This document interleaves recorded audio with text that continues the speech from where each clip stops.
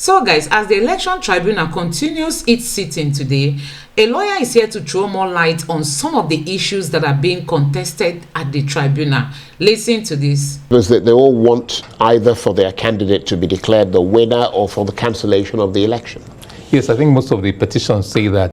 So guys, it's becoming more likely that Bola Ahmed Tinubu will never survive this petition. You know, no matter the level they want to go as a ruling party, they cannot survive these petitions. Just listen to this. Inec was acted contrary to the guidelines, contrary to the law, in not ascertaining that the scores of the candidates reflected what was uploaded directly from the polling units.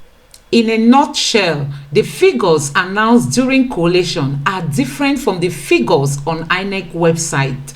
So guys, this is a big blow for INEC. INEC was in a hurry to declare a winner, while the figures they had during collation now contradict what they have on their website. Please, sir, can you give us more points that shows that Peter Obi is going to win at the tribunal? INEC acted contrary in the conduct of the election, contrary to the provisions of the Electoral Act. And then the Labour Party once said the presidential candidate that was returned for the APC was disqualified from contesting the election. The fact that for two reasons. One, that he had been convicted, he had a drug case, so he was not qualified. And secondly, that his vice president-elect was not qualified because he was nominated for two different positions. One as a senator and two as a vice presidential candidate. He cannot be so nominated. It's contrary to Section 35 of the Electoral Act to be nominated for two different positions or by two different parties. He made mention of Bola Ahmed Tinubu's drug case and also Shetima's double nomination, that this point disqualifies them. Listen to it again. For two reasons. One, that he had been convicted, he had a drug case, so he was not qualified. And secondly, that his vice president-elect was not qualified because he was nominated for two different positions. One as a senator and two as a vice presidential candidate. He cannot. It's becoming more clearer to the Nigerian people that Bola Ahmed Tinubu is going to return his certificate of return. You know, you can see it for yourself that, you know, these petitions are very strong. They are very, very strong, and no doubt he can't survive these ones in the court. The judges who are handling these cases have promised the Nigerian people that they are going to be fair, that they are going to dispense nothing but justice, and we look forward to that happening. So guys, I'm going to allow you watch this video. Just take your time and watch this video to see other points that this our lawyer mentioned, you know, that Bola Ahmed Tinubu will not be able to skip in the court. Honestly, from the election tribunal, we'll be heading to Supreme Court, and it is obvious that the certificate of return will be returned. Just take your time and watch this video. Please don't forget to subscribe to my channel, turn on the notification bell. Please give this video a like so that YouTube can recommend it to others, and let me know what you think in the comment section below. Thank you.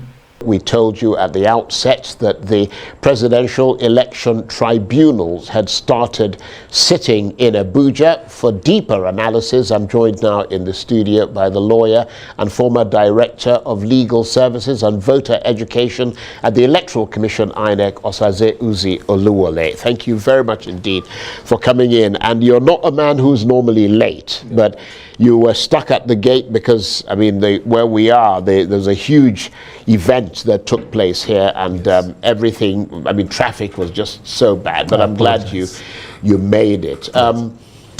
Just what's your reaction, first of all, to the fact that the tribunal has finally started sitting, the presidential tribunal? It's a positive thing. I think people were getting impatient already, but it's a process, and we had to go through all the process. The petitioners had to file their papers, and the respondents had a right to reply to their papers within the given time. And considering all the time allowed by law, this is the time that it's now ripe for hearing of the petitions, going to not hearing per se, but at least going through the pre-trial stages, scheduling the order of things to be done, and doing the case management so that henceforth going forward, things can be done expeditiously and fairly. And just remind us of the grounds on which the petitioners are challenging Mr. Tinubu's victory. I suppose that they all want either for their candidate to be declared the winner or for the cancellation of the election.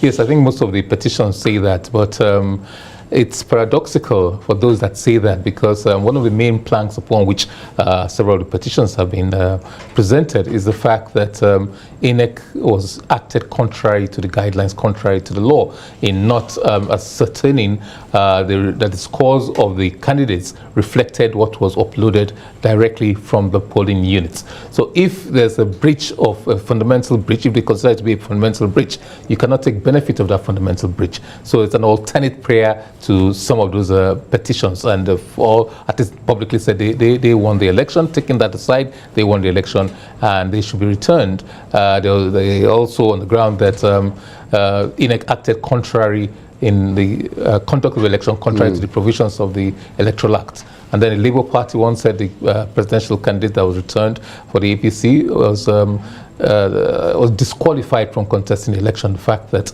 for two reasons. One, that he had been convicted, he had a drug case, so he was not qualified. And secondly, that his vice president-elect was not qualified because he was nominated for two different positions. One as a senator and two as a vice presidential candidate. You cannot be so nominated. It's contrary to Section 35 of the Electoral Act to be nominated for two different positions or by two different parties.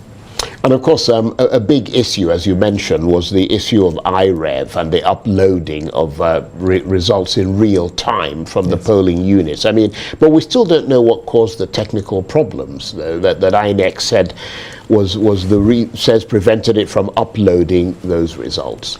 Well, the onus now is on Inec to state what really happened, but I have not seen the particulars given by the commission for so doing. And in this pretrial, if the petitioners want further particulars about that, they can ask for it. But case when they will decide, their strategy may be, well, I don't have to ask for particulars. The onus is on you to supply particulars. And if you don't supply particulars, perhaps those paragraphs in your petition should be struck out, because you must particularize things and give sufficient particulars so that the other side knows the case you're presenting. It's a double-edged sword. The other people might say, oh no, if you want further particulars, you ask me for them. And there's also what we call interrogatories. Interrogatories are further questions which they can serve on the commission. They say, look, we want to know exactly what happened. So they can serve interrogatories, answer these questions. Who hosted this platform? What happened? Why were people not able to upload? Did you change the password? Or things like that. They could ask for interrogatories. But I'm not aware that has been done yet. We haven't seen that yet. But in this pre-trial stage, it's a case management stage, some of these things might come out. And of course, both sides, or all the opposing sides, laboring under the illusion or the delusion that they will emerge victorious, but the real challenge will be how to move this country forward after the verdict, whatever the verdict is. Yes, you use strong words there. I don't know whether they are delusional when they are when they think. Well, that's the illusion or the delusion or the feeling, or it could be real. I don't know whether it's illusional or delusional, because the avenue is open for you to challenge the declared result. Naturally, being there, it's a serious matter, and you must have good reasons, good prospects of thinking you can succeed for you to be there. I don't think a person who presents a petition, except it's an obvious abuse of process, I don't think it could be delusional. But you're right, there's a challenge. This is just one step. We haven't started. The good governance will come after the tribunal, after the elections, after the tribunal, because the tribunal is the conclusive part of the elections. That's the concluding part. One way or the other, the Court of Appeal will rule, and whoever is dissatisfied will go to the Supreme Court. But once the Supreme Court pronounces on that, that may be an end. But depending on the outcome, if the Supreme Court says go back and conduct another election, then we're back to square one. If it says no, your petition lacks merit, then it dismisses the petitions, and that's that. Then we have to face governance.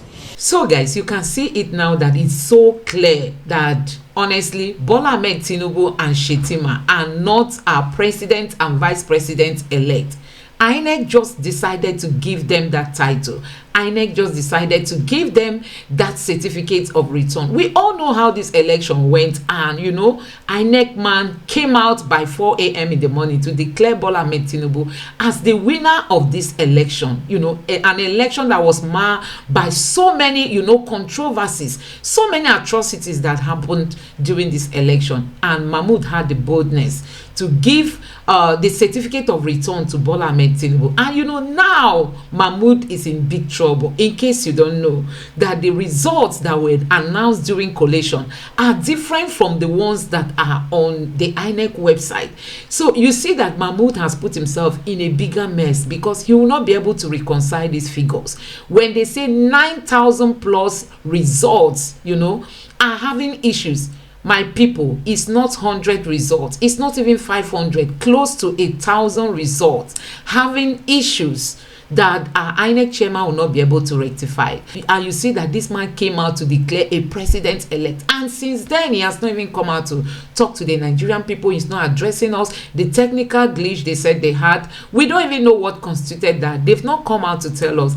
And you know, Nigerian people keep hoping that the judiciary will stand up, that the judiciary will stand up to its responsibility to dispense justice, because it remains the last hope for the ordinary man, and we look forward to that happening. There is no two ways about it. So guys, let me know what you think about all this. Please don't forget to subscribe to my channel, turn on the notification bell. Please give this video a like so that YouTube can recommend it to others, and let me know what you think in the comment section below. Thank you.